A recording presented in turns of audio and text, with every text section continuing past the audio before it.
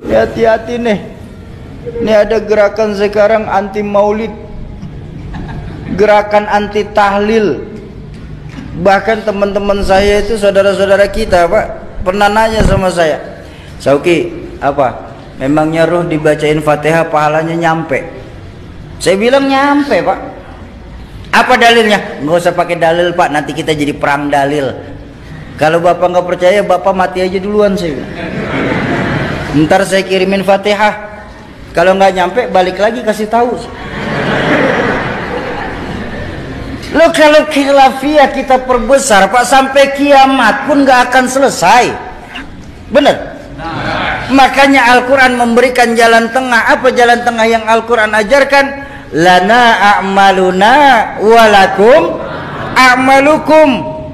Jadi buat saya yang senang maulid kita di Pekanbaru, bagus, terusin. Baginda Nabi senang. Yang nggak suka maulid juga udah diem-diem aja, Pak. Nggak usah pakai ngata-ngatain yang maulid dan bakal masuk neraka. Dikit-dikit neraka, dikit-dikit neraka. Emang neraka punya bapak moyangnya? Hati-hati nih, hati-hati. Nih kita di tempat kita nih di Pekanbaru ini masih banyak ulama-ulama, masih banyak guru-guru. Dan mohon maaf Bapak Ibu, cari ulama dan tuan guru kita ini yang sanad keguruannya mutawatir, sambung menyambung sampai kepada baginda Rasulullah Sallallahu Alaihi Wasallam. Ini penting sanad keguruan nih. Makanya saya agak kurang setuju ketika ada yang bilang bahwa hukum Islam itu cuma dua, kembalikan kepada Quran dan Sunnah. Buat saya orang bodoh ini, Bapak Ibu saya sekalian, buat saya orang bodoh ini, kalau kita mengambil hukum dari Quran dan Sunnah, terlalu pandailah kita, Pak. Kenapa? Bahasa Quran itu terlalu luas untuk diterjemahkan, Pak, kalau lewat terjemahan saja. Bahasa Quran dan hadis itu sangat luas kalau kita cuma memahami Quran lewat terjemahan. Satu contoh, mohon maaf, dalam Al-Quran yang diperintahkan itu cuma sholat. Betul apa enggak? Apa dijelaskan dalam Al-Quran sholat zuhur, asar, maghrib, isya, subuh? Di mana kita temuin? Hadis. Dalam hadis pun cuma dijelaskan 5, tapi bagaimana mengerjakannya dijelaskan apa enggak? Contoh hadis yang paling gampang. Baginda Nabi bersabda dari Imam Ahmad, "Shallu kama ra'aitumuni usolli." Salatlah kamu sebagaimana kamu melihat aku sholat. Ini kalau kita terjemahkan ya. Mohon maaf saya tanya, ada di sini yang pernah ketemu Rasulullah? Ada yang pernah duduk di belakang Rasulullah? Terus bagaimana kita tahu sholatnya Rasulullah? Dari guru-guru kita yang ngajarin kita. Ini loh pentingnya. Makanya hukum Islam itu bukan cuma 2 tapi 4. Ada Quran, ada Sunnah, ada ijma, ada qiyas. Yang nggak ditemukan di Quran bisa kita temukan di hadis. Yang nggak ada di Quran dan hadis bisa kita temukan di dalam ijma. Yang nggak ada dalam ijma bisa diqiyas melalui ulama-ulama kita. Bayangkan untuk memahami untuk berijtihad satu hukum, ada syarat ijtihad, Pak. Paling tidak dia harus hafal 30 juz, 114 surah, 6230 sekian ayat. Selesai? Belum. Dia harus tahu asbabun nuzul dari ayat tersebut. Selesai? Belum. Dia harus mengkhatamkan minimalnya 3 tafsir Al-Quran yang masyhur, tafsir Jalalain, tafsir Ibnu Katsir maupun tafsir Tabari. Silakan. Selesai? Belum. Dia harus belajar asbabun nuzul. Untuk tahu asbabun nuzul berarti harus belajar hadis. Untuk tahu kedudukan hadis kan harus belajar mustalahul hadis. Untuk tahu mustalahul hadis ya tentu harus belajar asbabul wurud. Untuk tahu asbabul wurud ya harus belajar fikih. Untuk tahu fikih yang ngaji sama ulama-ulama yang ada sekarang. Jangan ngajinya sama Mbah Google.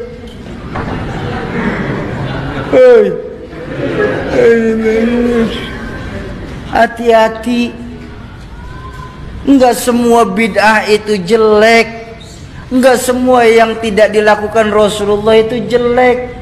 La kullu bid'atin dhalalah. Ada enggak semua bid'ah itu jelek, ada bid'ah hasanah. Contoh.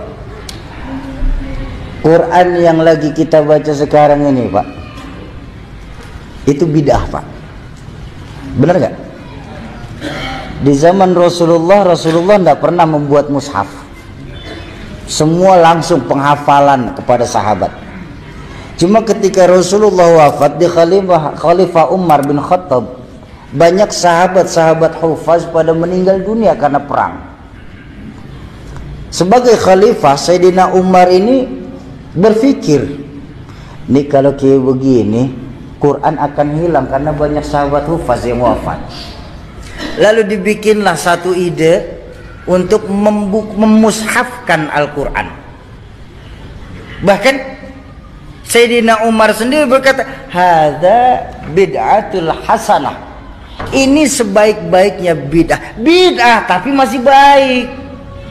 Jadi tidak semua bid'ah itu jelek, Pak. Kalau memang mengartikan semua bid'ah itu jelek, mohon maaf Bapak Ibu, mohon maaf. Ini muka kita muka bid'ah loh, Pak. Zaman Nabi nggak ada potongan kayak kita, Pak. Bid'ah tuh operasi plastik. Handphone yang Bapak Ibu pegang itu bid'ah tuh. Nabi nggak pernah pakai handphone kok. Bener? Buang. Ganti kaleng susu, sambungin benang. Ngomong dah tuh, halo. Ayolah kita sesama Islam nih, kita saling asih, asuh. Jangan sama-sama kita malah saling gasak, gesek, gosok. Sudah waktunya kita nih sekarang meluruskan saf, merapatkan barisan. Musuh kita sekarang sudah jelas, Pak. Apa musuh yang paling nyata? Sekularisme dan liberalisme.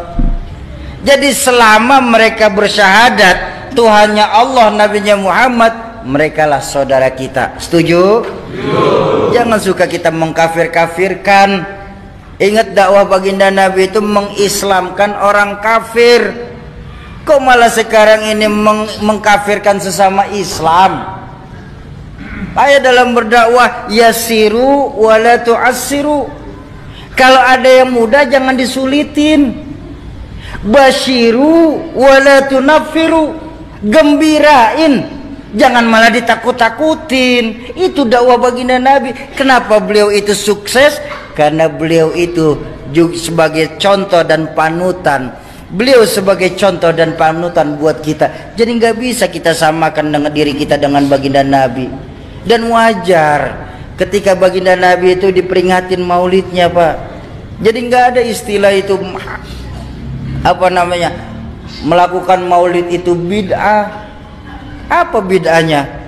Oh, kita tambah kenal sama baginda Nabi. Ayo, bagaimana kita bisa tahu sejarah baginda Nabi kalau bukan lewat pembacaan sejarah baginda Nabi? Benar? Tuh Nabi Muhammad seorang manusia biasa, Sauki. Ulama nggak ada yang maksum, Sauki. Yang maksum cuma Rasulullah. Iya, saya setuju. Tapi kan ada sebuah makalah yang mengajarkan kita, laula murabbi ma araftu rabbi. Kalau saja tidak karena guru-guru kita ini, maka niscaya ditampan tidak akan kenal siapa Tuhan kita. Pertanyaan saya simpel, Bang. Di mana keimanan kita sebagai muslim? Yang ketika nanti di yaumil mahsyar semua kita ini akan dimintakan pertanggungjawabannya. Sudah termaktub dalam surah Yasin, al-yawma nakhtimu ala afwahihim wa tukallimuna aydihim wa tashhadu arjuluhum bima kanu.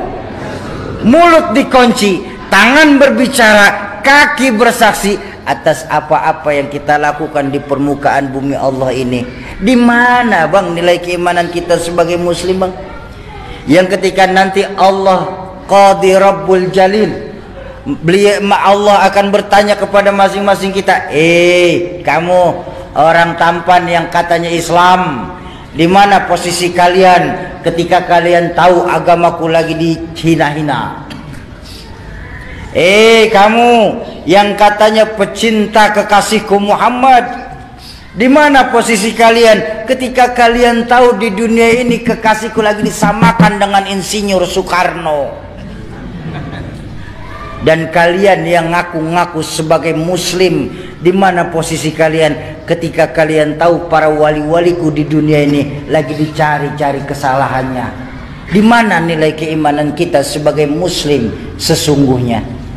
Ayo, di peringatan tablik akbar malam hari ini, kembalikan lagi nilai keyakinan kita kepada Allah Subhanahu wa ta'ala. Tanamkan kepada diri kita, kalau kita sendiri, yang kedua Allah. Kalau kita berdua, yang ketiga Allah. Jangan pernah pisahkan Allah dalam hidup kita. Setuju?